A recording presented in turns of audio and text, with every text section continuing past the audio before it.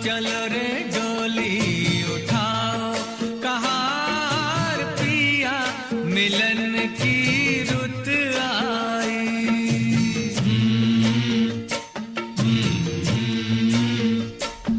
जरा डोली उठा कहार पिया मिलन की रुत आई। जी हाँ, इस समय विशाखापट्टनम में विश्व भर से आए युद्धपोत और विदेशी नौसेना के मुख्य अधिकारी अपने अपने कर्मचारियों के संग ले रहे हैं भाग मिलन 2022 में। दर्शकों, इससे पहले के बात आगे बढ़े, स्वागत है आप सबका हमारे चैनल पर। मिलन जैसे के नाम से ही जाहिर है, यानी क्या मेल जोल। जी हाँ, 1995 में जब ये शुरू हुई तो उस समय इसमें भाग लेने वाले विदेशियों की तादाद केवल 4 थी, पर आज 2022 में ये बढ़कर हो गई है लगभग 20 के करीब। इस नौसेना के मिलन का मुख्य कारण तो विश्व भर को संदेश देना था कि भारतीय नौसेना विश्व के साथ मिलकर काम करने की आवश्यकता रखती है। कहने और सुनने में तो ये बात बहुत ही बढ़िया लगती है और भारतवासियों को गर्व भी देती है, पर असल हकीकत जिस पर सबकी नजर नहीं पड़ती कुछ और ही है।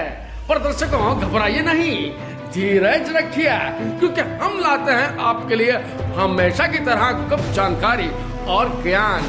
मामला कुछ यूं है कि पिछले वर्ष सितंबर के महीने में मोदी जी ने उड़ान भरी थी और जहां पहुंचे थे अमेरिका, जहां उन्होंने देश के लिए एक रक्षा सौदेबाजी भी की, जिसके अनुसार 3 बिलियन अमेरिकी डॉलर के बदले में ले रहे थे MQ-9 ड्रोन, जिन्हें प्रेडेटर भी कहा जाता है। ये 3 बिलियन अमेरिकी डॉलर 22,000 करोड़ के लगभग बनता है। पर इससे पहले मोदी जी जनता का खून पसीने का पैसा किसी काम में खर्चते कुछ और ही अलल्ले दलल्ले करके लगा डाला सारा रुपया और करनी पड़ी ये सौदेबाजी की डील कैंसिल।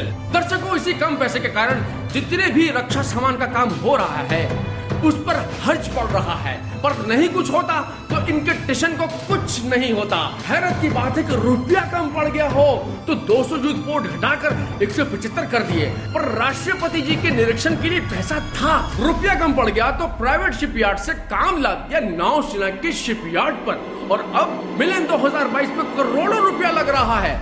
और इसी कम पैसे के कारण अब नहीं लेंगे अमेरिकी ड्रोन, जो बहुत ही जरूरी थे भारतीय नौसेना के लिए। जरा सोचिए, इतना सब रुपया देकर देश की रक्षा का सामान लिया जा सकता था, पर नहीं, इस सब से सरकार को कोई गर्ज नहीं है, और ना ही रक्षा से, ना ही देश के लिए जान देने वाले गरीब शहीदों से। इन्हें किसी चीज की चिंता नहीं है। चिंता है तो बस माल बनाने की और देश को चूना लगाने की, वरना आए रोज कोई ना कोई घोटाला सामने ना आता। अब तो इस देश और देशवासियों का भगवान ही रक्षक है।